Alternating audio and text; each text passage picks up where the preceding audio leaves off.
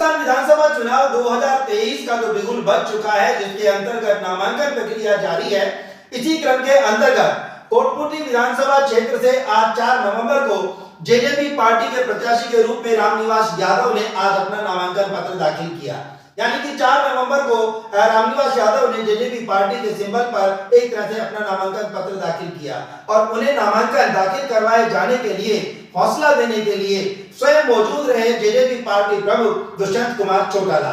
दुष्यंत कुमार चौटाला जो कि युवा दिलों के सरदार माने जाते हैं, युवा दिलों की धड़कन माने जाते हैं, एक ओजस्वी वक्ता के साथ साथ एक नेतृत्व के अंतर्गत अपनी पहचान रखते हैं। ऑफिस में पहुंचते हैं, न केवल वो वहां पर एक रैली के रूप में पहुंचते हैं, बल्कि तब तक वो वहां रामनिवास यादव के साथ मौजूद रहते हैं जब तक कि वो नामांकन पत्र दाखिल नहीं कर देते।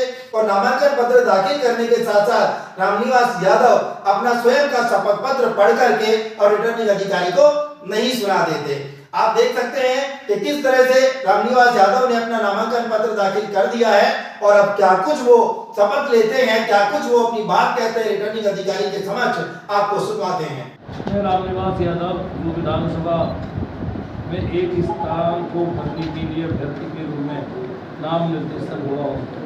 सुबह की शपथ लेता हूँ, सत्य निष्ठा पूर्वक जान रखता हूँ कि मैं विधि द्वारा यथास्थापित भारत के संविधान के प्रति सच्ची श्रद्धा और निष्ठा रखूँगा और मैं भारत की संप्रभुता और अखंडता को अक्षुण्ण रखूँगा।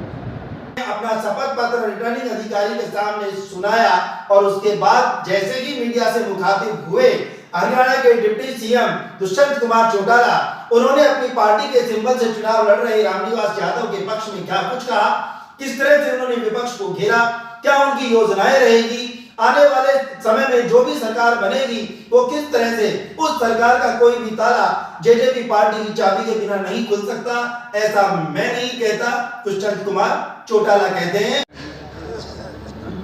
एक ऐसे व्यक्ति को अपना विधायक चुनकर भेजेंगे जिसने हमेशा कमेरे की आवाज उठाई, कमेरे की लड़ाई लड़ने। साथियों, आज इनके सामने उम्मीदवार बड़ी बड़ी फैक्ट्रियों वाले हैं,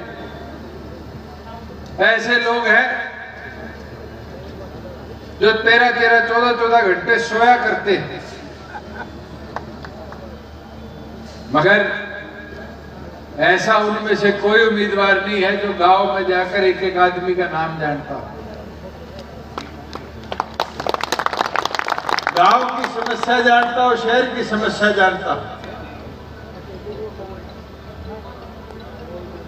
मैंने देखा किस तरीके से आपके मंत्री ने पुराने ऐतिहासिक इमारतों को तुड़वाया, सिर्फ अपना लाभ लेने के लिए कि उसकी फैक्ट्री को मोटी सड़क चली जाए। साथियों, एक गांव में गया, रात को युवा साथी खड़ा होकर बोलने लग गया, कहते जी हमारे यहाँ थाने में भी पर्चा जब होता है जब मंत्री के दफ्तर से फोन आता। आज उन लोगों को जवाब देने का मौका है, आज अवसर आपके हाथ में है। और एक कांग्रेसी बड़े छोटे दिल के लोग होते हैं, इनके लिए डंडे और बंदूकों की जरूरत नहीं, इनके लिए तो आप चाबी का बटन दबा देना, रामनिवास जी अपने आप इनका इलाज करें।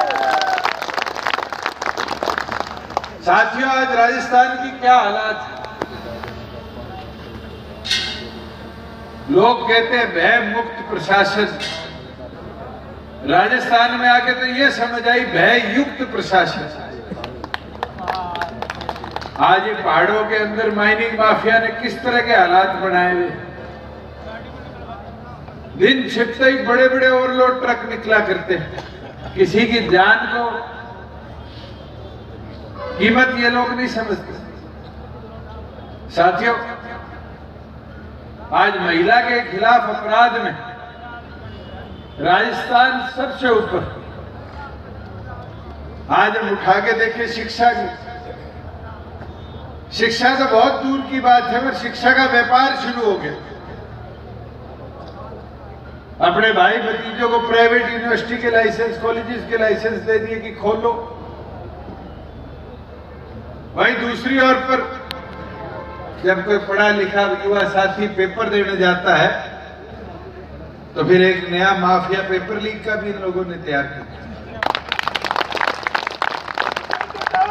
मैं कल गहलोत साहब का बयान देख रहा था, कह रहे थे ये शिक्षा पेपर लीक, इसके ऊपर जब इंक्वायरियां चली तो कहते ईडी आ गई।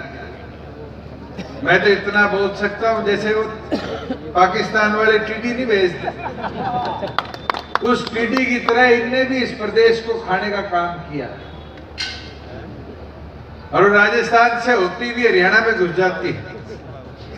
तो मेरे निवेदन विनती आपसे है, उस टीडी को इस बार राजस्थान में मार दो कि आगे हरियाणा में भी हम पूरा इलाज करें। और ये मुमकिन जब हो पाएगा जब एक एक साथी अगले 20 दिन रात एक करेगा, एक एक वोटर तक जाएगा, चाबी का निशान पहुंचाएगा और पोलिंग वाले दिन शाम 6 बजे तक एक एक वोट को ईवीएम मशीन के अंदर दिलवाकर ही सांस लेने का काम करेगा। और मैं वादा करता हूं आपसे, जिस दिन ये होगा, जैसे डॉक्टर बामेर ने कहा ना कि बुढ़ापा पेंशन बॉर्डर पर 3000 यहाँ 1000, सरसों का बाजरे का रेट वहां एमएसपी पे यहाँ 1000, 1500, 2000 तक भी सस्ता। ये जो भेदभाव है, जिस दिन आपकी हिस्सेदारी रहेगी, इन तमाम चीजों को हरियाणा से बराबर लाने का राजस्थान का काम है। साथियों, आज नौकरियों की बात है।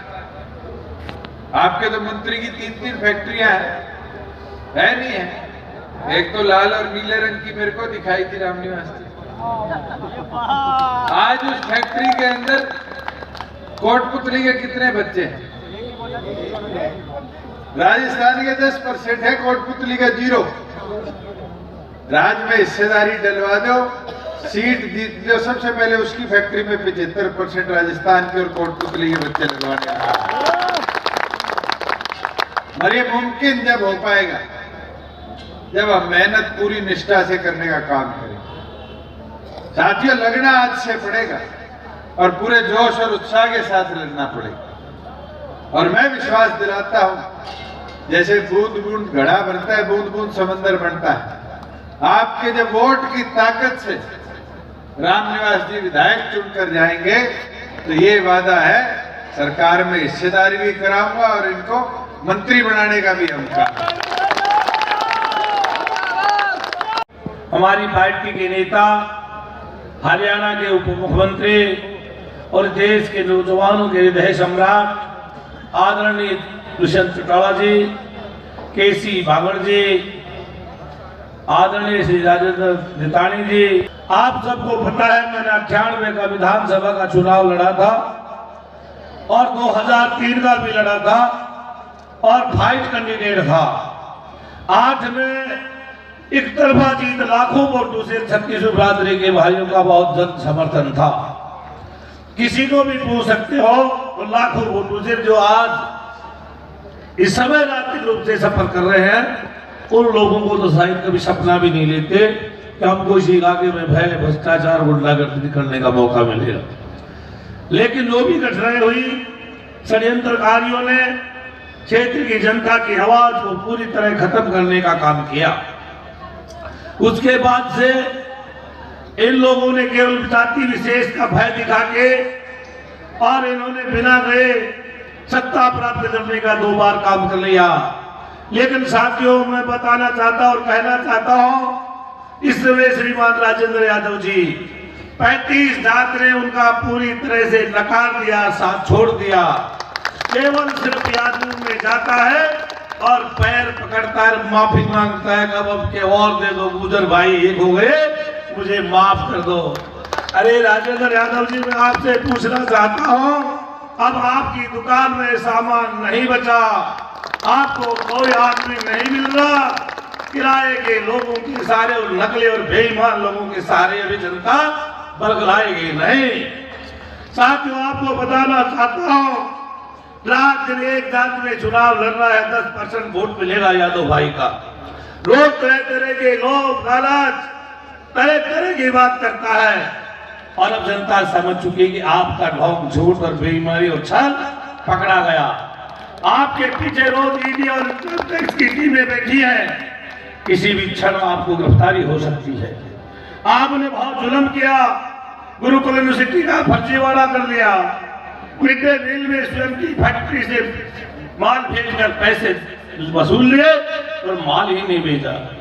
कोटपूतली की दशा बिगाड़ कर रख दी, 25,000 परिवारों की आजीविका छीन ली। साथियों, जिले के नाम पर कालहेड़ा में आपके सब ऑफिस ले जाने का काम किया, जिनके आर्थिक हितों की पूर्ति हो रही है।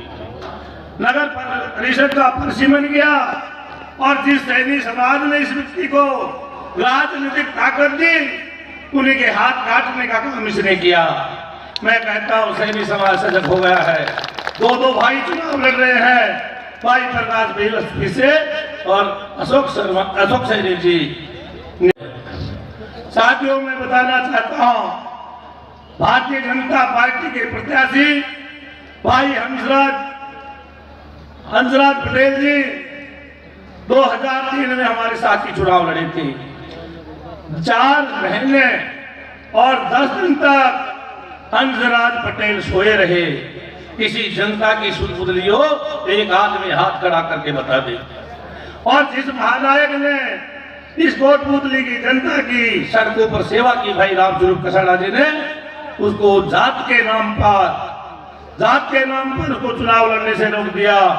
और जिस व्यक्ति का यह संघर्ष था, यहाँ के लोगों से जुड़ाव था, यहाँ की जनता की लड़ाई लड़ी, उस व्यक्ति को मैं धन्यवाद देना चाहता हूँ कि आपकी क्रांति निश्चित रूप से कोई रास्ता खोलेगी और आपको गलत तरीके से दबाया गया है। लोकतंत्र में कोई किसी को चुनाव लड़ने की छूट है। चुनाव जाति से नहीं लड़े जाते हैं, तब पार्टियों का टिकट मिल जाता है, पार्टी का टिकट मिलने के बाद सभी जात का वोट लिया जाता है।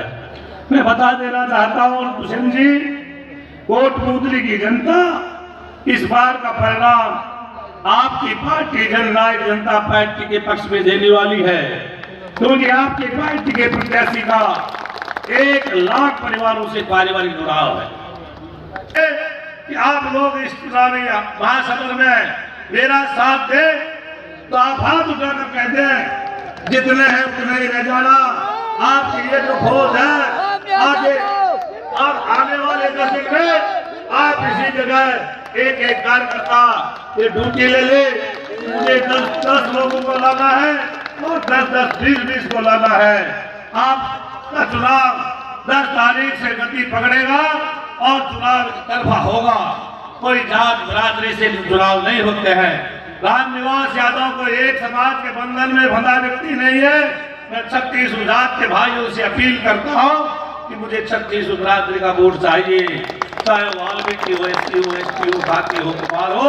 और मैं भाजपा कांग्रेस के साथियों से भी निवेदन करना चाहता हूँ कि कांग्रेस में भ्रष्टाचारी है और भारतीय जनता पार्टी में जातिवादी और सोने वाला व्यक्ति है।